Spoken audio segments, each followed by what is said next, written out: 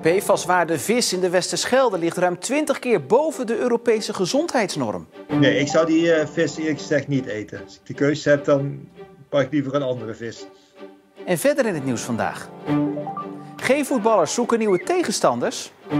En Barry is conciërge en leraar.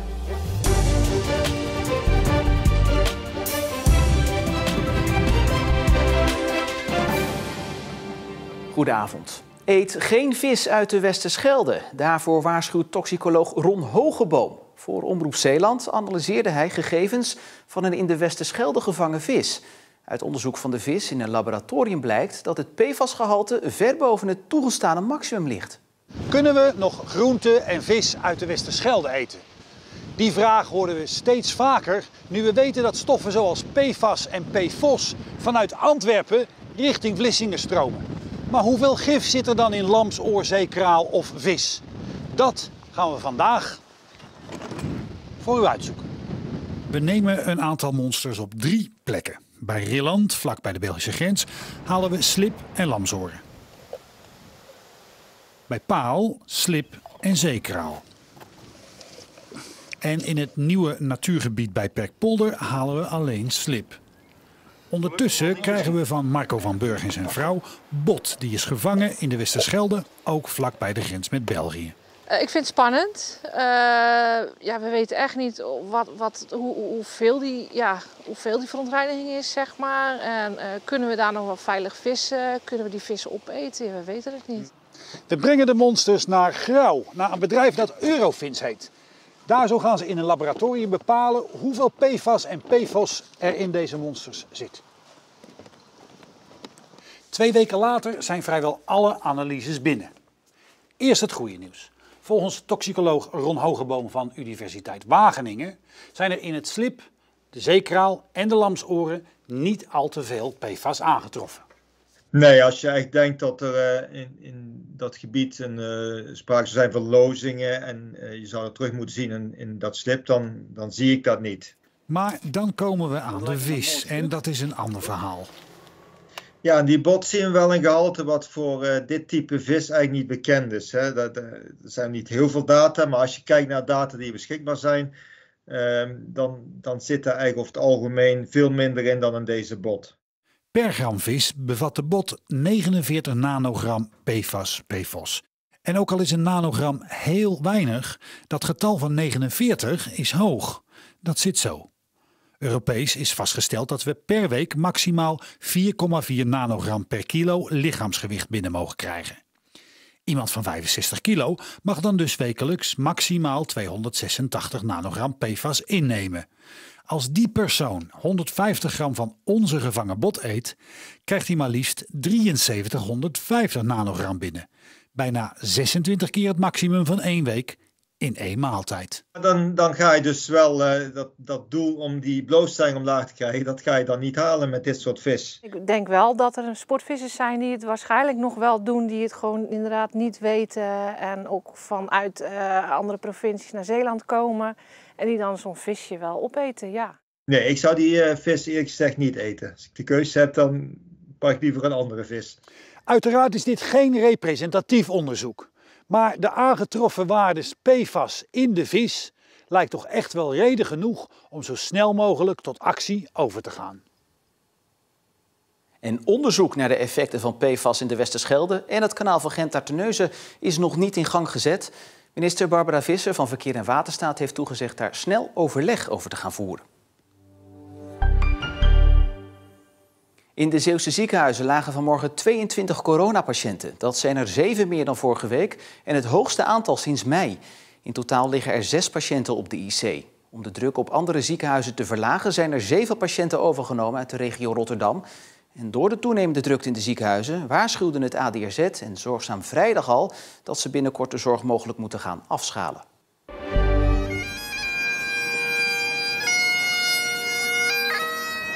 Voor het eerst sinds corona worden er weer oorlogsherdenkingen gehouden op de normale manier. Zo ook vandaag in Westkapelle.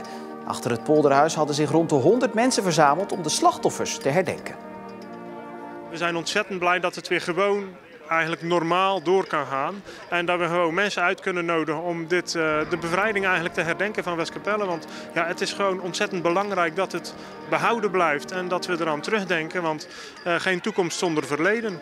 Buitenlandse veteranen waren er dit jaar nog niet bij vanwege de inreisbeperkingen. Maar de organisatie hoopt volgend jaar iedereen weer te kunnen verwelkomen.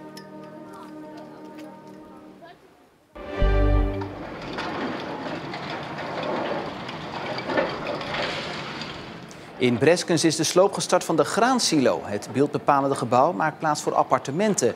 Over de sloop is veel te doen geweest. Veel Bresciaanders wilden de silo behouden, maar dat bleek niet haalbaar. Het kunstwerk Broden en Vissen, dat aan de zijkant van de silo hing, is van de zomer al verwijderd en komt na restauratie in Terneuzen te hangen.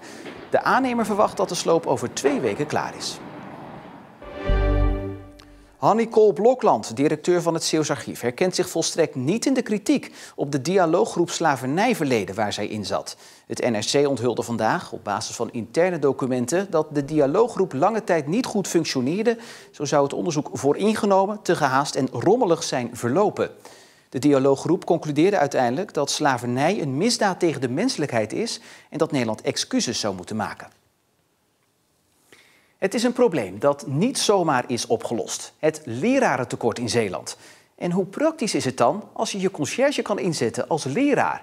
Op het Swing College in Oostburg hebben ze sinds dit schooljaar het geluk dat dat kan. Oké, mannen en dames. Ballen vast, kom even zitten. In principe breng ik met die camera alles in beeld hier. Ja. Het ene moment is hij sportleraar. Het andere is hij met de taken van een conciërge bezig. We gaan een nieuw camerasysteem ophangen. En ja, we gaan nu een beetje bepalen waar de camera's komen om te kijken waar we het meeste zien.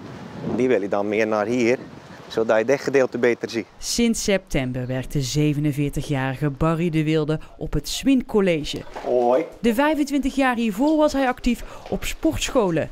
Maar hij besloot het roer om te gooien en solliciteerde op de vacature voor conciërge. Ik ga vlug even eten. Ik kom natuurlijk uit de sport en ik had natuurlijk in mijn sollicitatiegesprek gezegd...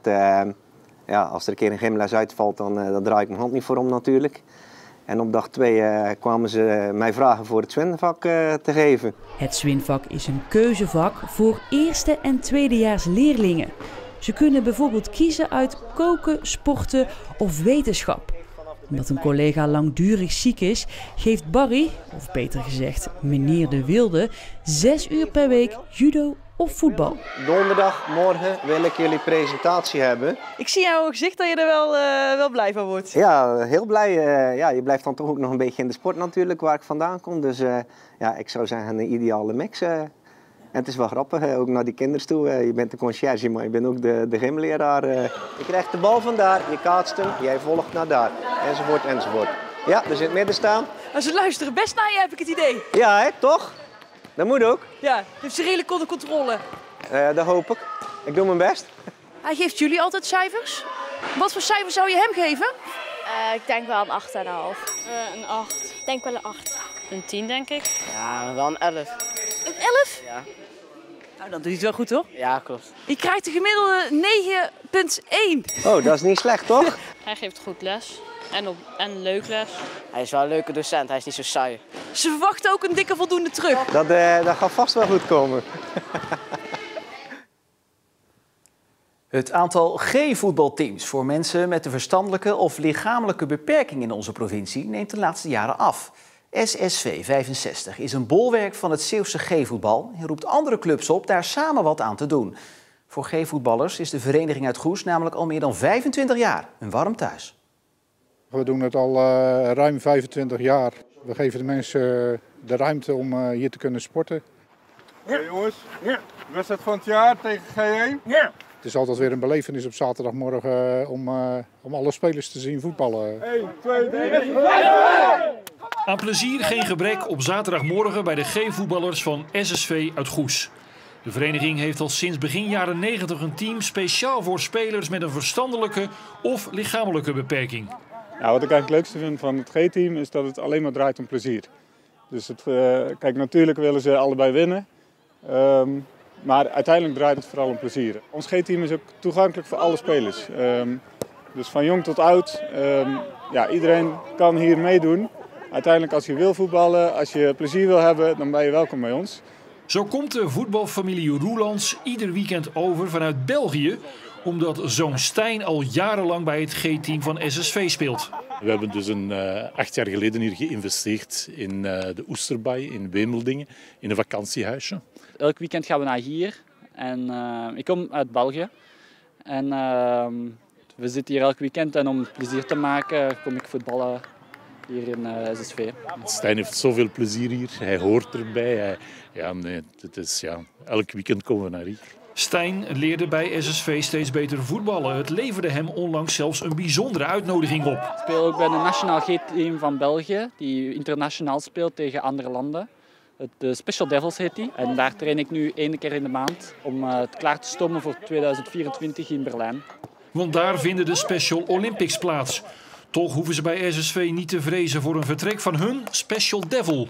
Ik moet zeggen, de Nederlandse mogelijkheden zijn veel groter dan in België. Ja, dus qua infrastructuur en zo is het onvergelijkbaar. Ik denk dat SSV al heel lang investeert in het G-voetbal. En je merkt gewoon, SSV is wat dat betreft een grote club in Zeeland op het G-voetbalgebied. We hebben een aantal jaren met één team gespeeld. En sinds enkele jaren hebben we 2 teams die vertegenwoordigen in het G-voetbal binnen Zeeland. Toch zijn er ook zorgen, want veel spelers moeten van ver komen om G-voetbal te kunnen spelen in Zeeland. Naast SSV doen in onze provincie alleen Walcheren, Terneuzense Boys en Axel mee aan de G-competitie. Het is heel leuk om te zien dat er op andere plaatsen in Zeeland ook veel initiatieven zijn. Je hebt natuurlijk al een aantal G-teams, je hebt ook wel een aantal clubs waar ze een G-team aan het opzetten zijn, maar die nog geen competitie spelen. Het zou mooi zijn als we voor de jeugd ook nog een team kunnen formeren. Maar daarvoor moeten er ook meerdere teams binnen Zeeland een jeugdelftal hebben, wil je die competitie kunnen starten. Meer clubs in de competitie betekent ook meer verschillende tegenstanders. Dan hoeven het eerste en tweede G-team van SSV minder vaak tegen elkaar te voetballen. Al halen Stijn en zijn teamgenoten daar ook genoeg plezier uit. Bij ons elke keer, zelfs als we verliezen met 15-0, feesten we in de kleedkamer met muziek en zo. Dus lijkt het dus dat we gewoon de Champions League hebben gewonnen.